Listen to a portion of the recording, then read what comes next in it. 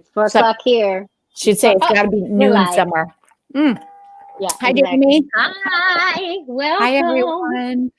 Welcome to the show nobody asked for. Literally nobody asked for. And you know what? Instead of us saying, "Oh, that's great that nobody asked for," we're going on more platforms today, Jaimie. We're live on more platforms. I think is it time to play our theme song? Yeah, play that jam. Stand by. It's the show that nobody asked for, the only reason that we shower. If these ovaries could talk is live right now. I still dance. Whoa. Did you still dance?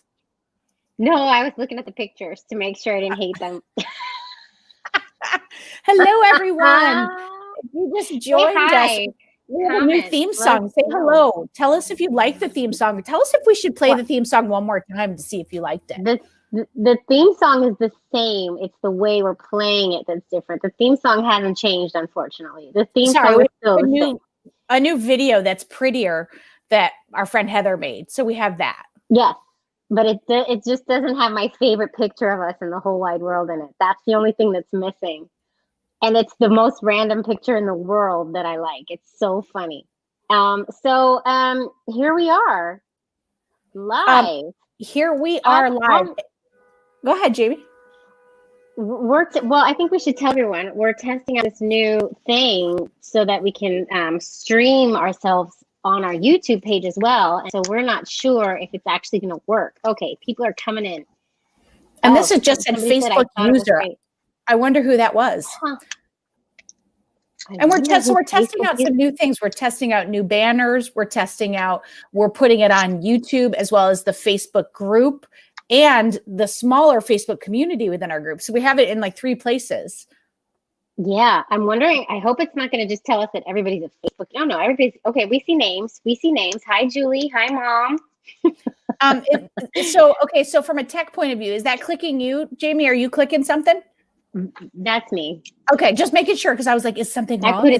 I put it down. No, that was me. I'm wearing my trivia night shirt because I thought I should represent. This is we've each had a version of this for Gay Book Fairies Trivia Night. Boom, boom, boom. I wish you had told me. I would have worn it if I had known that we were doing that. Decision. It was kind of a last minute decision because I need new clothes. Did you trim the t-shirt? Did you trim it, Jaimie? I cut it. I don't like t-shirts. I don't like how they fit on me.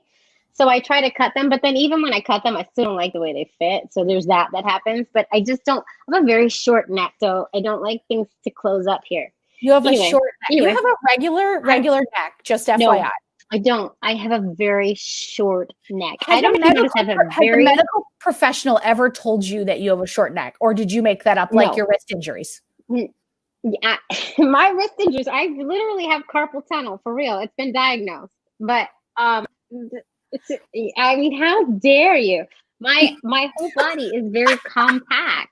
How dare you? Listen. So like they make things for like normal sized people, but they don't realize that I'm like the size of a 12-year. Anyway, whatever. Anyway, can we move on? we can move on and we can talk about our very successful Gay Book Fairies Trivia Night that was on Saturday. We gave out some books. We sure did. We gave out like 6 books. If you didn't come, you're very sad. And they turned out to be autographed if you got a print copy. And some people got audiobooks.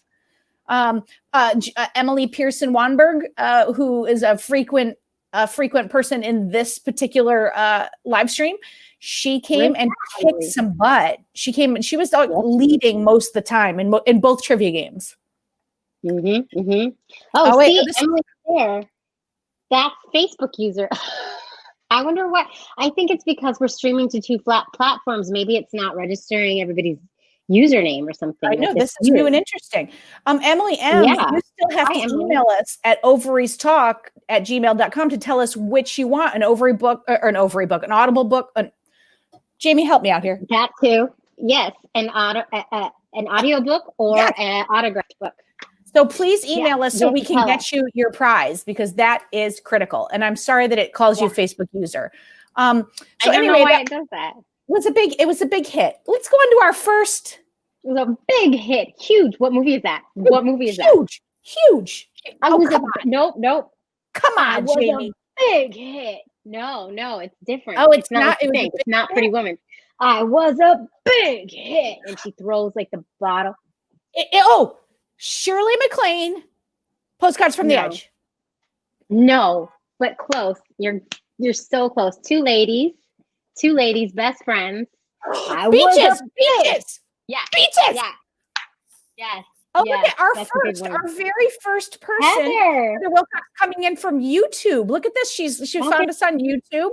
And Heather Wilcox, she created our video open. Thank you, Heather Wilcox, for that.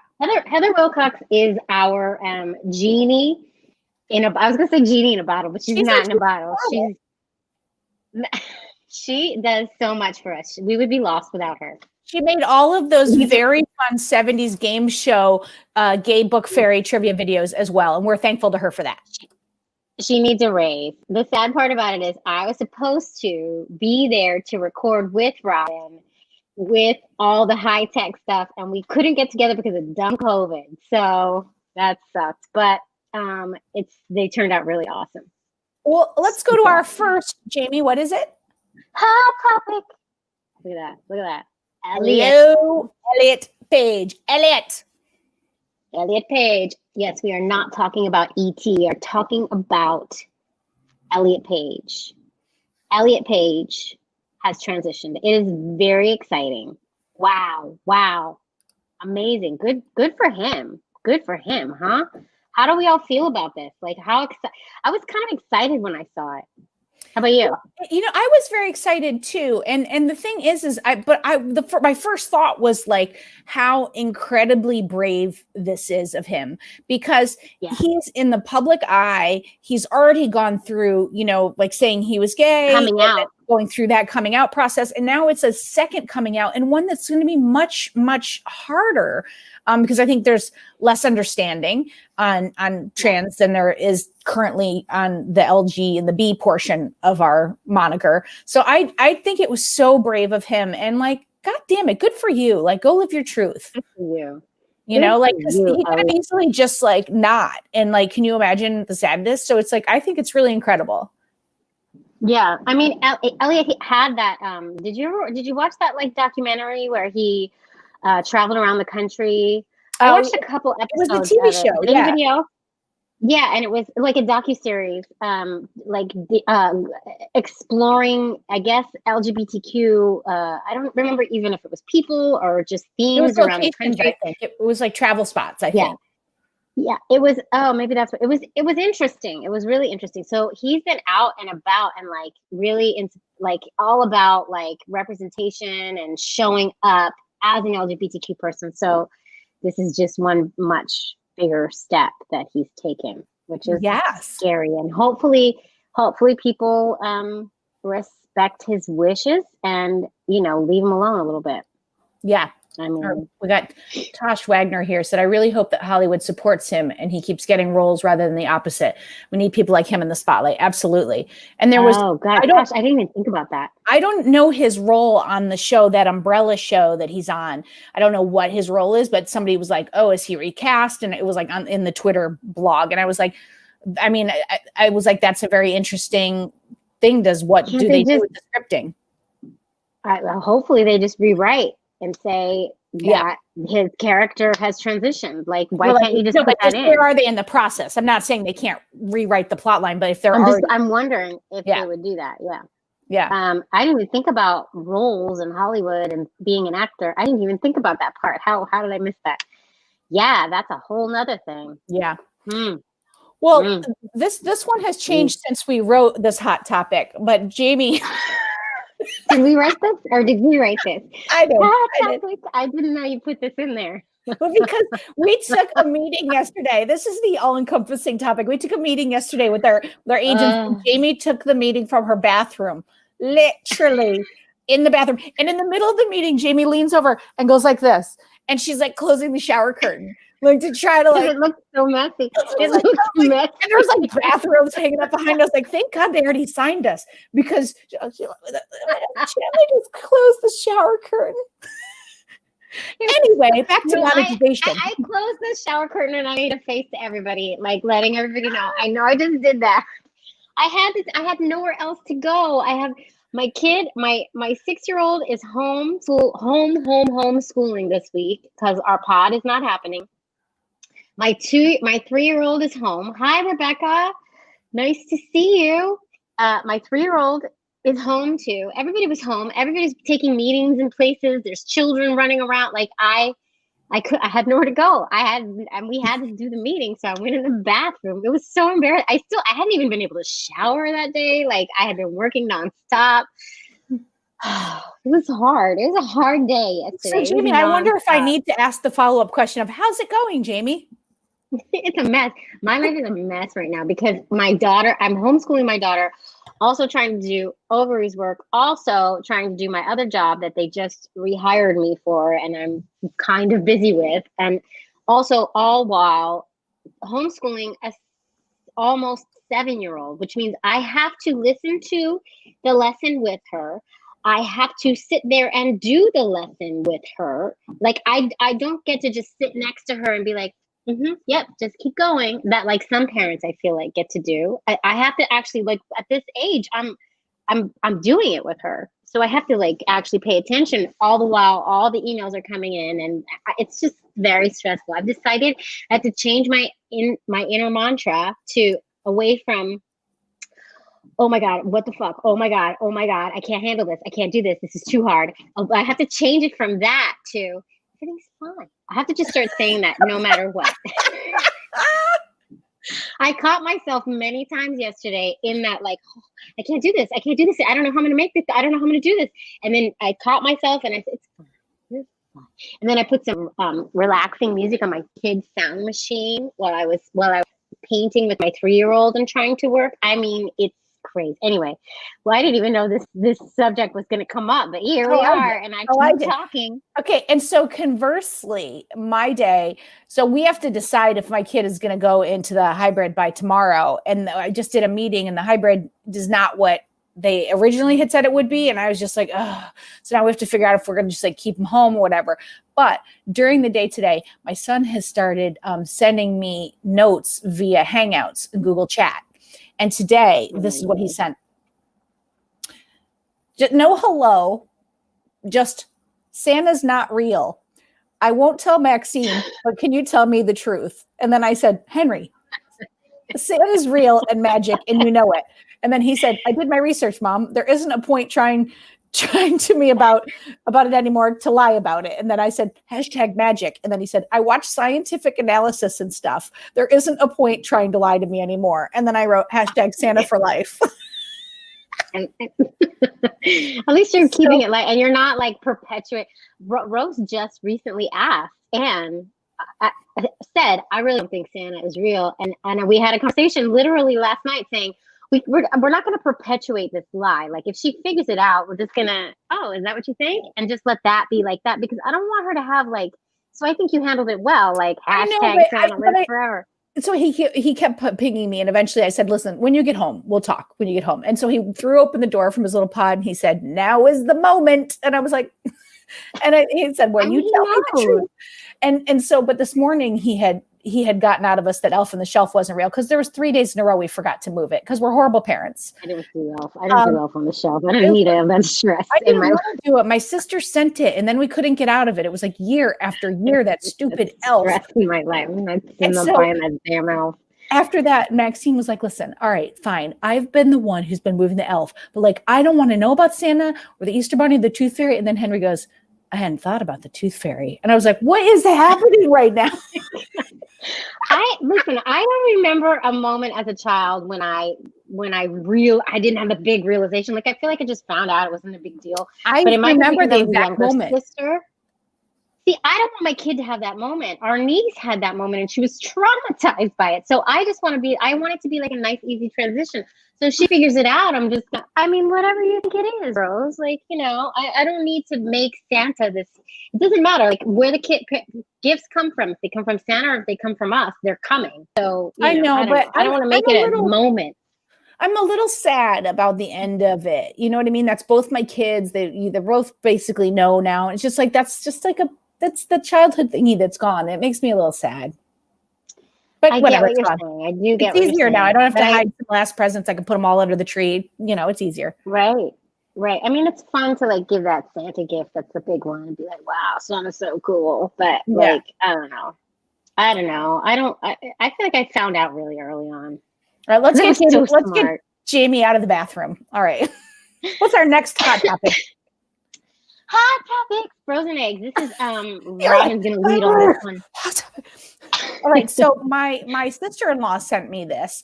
It was an article from People about a Tennessee couple whose baby sets a new record after being born from an embryo that was frozen 27 years ago. So in 1992, somebody froze an egg and then decided that they no longer wanted, or not no longer wanted, but their family's complete, but they kept it in storage for ages. And then eventually said that they donated it. Let me find the little part here. They donated it to this NEDC and made it available for embryo adoption, which I thought was fascinating. It's like the runt embryo that never got picked. I know. But think the about runt it, of the litter. I wonder if this is like something our people should be looking into, because that it might be cheaper, number one. Number two, it's an already fertilized embryo. Now you don't get any control over the genetics, but like if you are anybody who has, a uterus, any person who has uterus and is interested in carrying, I don't know. What do you think? Would you ever consider doing that? And you guys, please chime in. Would you adopt an embryo? And I think it's funny that they call it adoption versus just buying an embryo. I personally, that wouldn't have been a path for me, because and everybody knows how much genetics mattered to me, and I wanted to have a genetic tie. And I don't love being pregnant that much to actually, like, now I do it because now I realize that I don't need a genetic tie, but I don't want to be pregnant again. So there's no need for me to do it. But I don't know. What is this? Emily says the problem I've run into has been so many of the embryo adoption agencies will not work with LGBTQ folks. Really? This I did not. This is new. That's new and upsetting. Well, we need to look into that more and find out if that's the case. I mean, what also I thought about when you sent this article over is also, there are people who still think that children made through IVF, frozen embryos, are going to be in some way, what's the word I'm looking for? Damaged. There are still people who believe that the children who come out of these treatments are going to be damaged. Listen, a little behind the scenes scoop. When I did the pre-call with the guy who runs a Facebook group of donors, right? He said, and I was like, whoa. And that was one of the reasons I wanted to put a disclaimer on the episode, because he said, he gave me this whole analogy about how when you eat a meal and it's fresh, it's always going to be better than when you freeze it and do it in the microwave. It's going to be in some way degraded. The meal is degraded. And then he said there is no evidence to prove that babies born of IVF aren't degraded. I was just like, and I remember calling you and telling you that and being like, oh my God, if he says something crazy like this, we obviously will have to cut it out of the episode. But like, because I have a baby born of IVF. So, oh my God, I didn't even think I was ready. Well, he was talking about frozen embryos. Yours were fresh. But still, regardless. No, they freeze them. Do they? Well, the first round is fresh, but if you have multiple eggs, right. Yeah. So, and that's just bullshit. That's crazy. That's ridiculous. I've also heard that frozen vegetables have more nutrients in them than fresh because they freeze them at the ultimate freshness time. Have you heard that one? So I don't know if I've heard that. Ovaries. I don't know if any food-related analogy could ever actually talk about IVF and be accurate. I mean, it's so ridiculous. But congrats to that couple. They got a baby. Well, going back to possibly Emily M. and AKA Facebook user. Sorry. That really sucks if that's the case, because when I got that article, I was like, oh my God, how amazing. This could be a new avenue for us, or an avenue we could be talking about. But I think we need to do some research and see if there's any LGBTQ folks out there who've done it that way. Well, do you know where my brain went when I read that? Well, I didn't read it. When you read the article to me, I thought that this couple, like when it says adoption of embryos that weren't used, I was like, oh my God, what if this is one of those Christian couples who like thinks that these embryos need to have life because they're still life, and they're making babies just to make sure. That's a really deep hole you went into, Jaimie. I just thought it was like an old person who was like, I'll have that baby now. That's what I thought until I read it. No. That's where I went in the first 10 seconds. Yeah, because what if it's because there's those Mormons who baptize people posthumously. How do you say that word? After death, to make sure that they get into their kingdom of heaven. And which, P.S., we will be talking about that in Monday's episode. We've got two the Latter-day lesbians on, and we're going to be talking about that in Monday's episode. Don't miss it. Don't miss that one. It's fun. Okay, well, I'm sad about that. I'm frozen eggs, but I'm excited about this, Jaimie. Tell us about Hollywood. Have any of you watched Hollywood? It's a new show. It's got Patti LuPone. It's got oh my God, what's her name? The Holland, Nurse Ratchet's girlfriend. Oh yeah, I don't know her actual name. Nurse Ratchet's girlfriend. Merritt Holland something. It's Holland something. So it's got her. It's got my phone. It's got all these stars. It's amazing. And it's about Hollywood, but it has a huge gay story.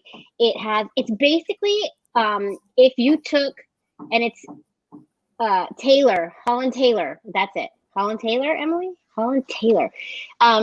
It's basically if you took Hollywood in the 1940s and you rewrote it the way it should have gone. So they end up casting a Black female lead in a movie.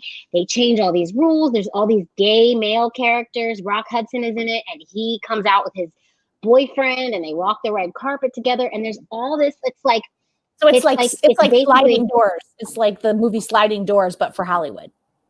I guess. Like, I never saw Sliding Doors, but they basically Hollywoodize Hollywood history and give it a spin that those of us who are woke, and more progressive, I know you hate it, but those of us who believe in Black Lives Matter and gay people should have rights, would love to see. At the beginning of it, I was like, but we watched a couple more episodes and then I was hooked. I was into it. It's so much men kissing, and there was only one lesbian, but that's okay. We'll take it. It's still good to be gays. I started it, and it started off like because a bunch of people were talking about it, and I started it, but there was like some like prostitution ring that was being run out of a gas station, and then like with Patti LuPone, and I was kind of like, what am I watching here? And then I wandered off. I admit I wandered off. It gets better. That whole prostitution thing. Yeah, no, the whole prostitution thing is like, but it gets better like because you're running it out of a gas station. There's no way the police don't know that this prostitution ring is being run out of Hollywood. I know, it was weird. Hollywood story. And Patti LuPone becomes she's a Jewish, like they just broke all the glass walls. She becomes the owner of the movie studio. She's a Jewish woman. Jaimie, it was just they're glass ceilings. What I said, glass walls. You know what I meant? Do you hear the banging? I don't hear the banging. Every day. Well, while you are watching, that sounds more good, guys. I am ensconced in Virgin River season 2, which once again it's pretty much a soap opera. And I don't know if I'm like spoiling, but like it's full blown. Somebody's got an evil twin. It is a woman whose husband died, and then she goes to this small town to work for a contract for a year to run away from her life, but she meets the hunky bartender. It's absurd.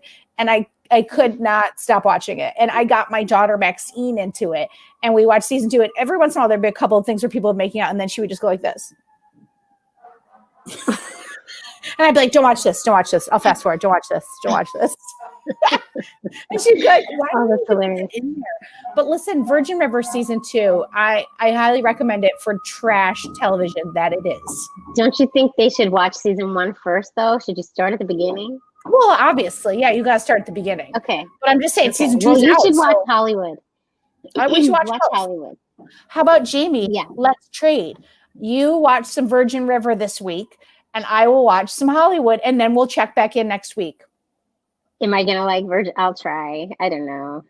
I'll try. We're doing it, Jaimie. Is there like a murder? Is there a murder in it? Of course, there's a murder in it. There's be right up Anne's alley. There's an illegal pot farm. There is a woman running from a battered woman running from her husband, and it's so good. This is right up Anne's alley, though. She'll be so happy you're making me watch it. Yes. All right, folks. We want to tell you too. Oh, wait, we got one comment before we go to this. Thank you, Rebecca Price. Thank you. Hello. I don't even know if she was talking to me, but I'm going to pretend like she was talking. Rebecca also is watching The Crown and just finished The Undoing. I think I watched The Undoing, but I can't remember what it's about. The Undoing is my next one. That's supposed to be really good. Oh, wait. Is that Nicole Kidman? Is that one? Yeah. I just finished that. That was good, but I can't. Can we just talk about Nicole Kidman's hair in that show? What is happening? She looks like a cocker. It's like a cock. It's just always constantly this huge. I don't know why. In a good way or in a bad way?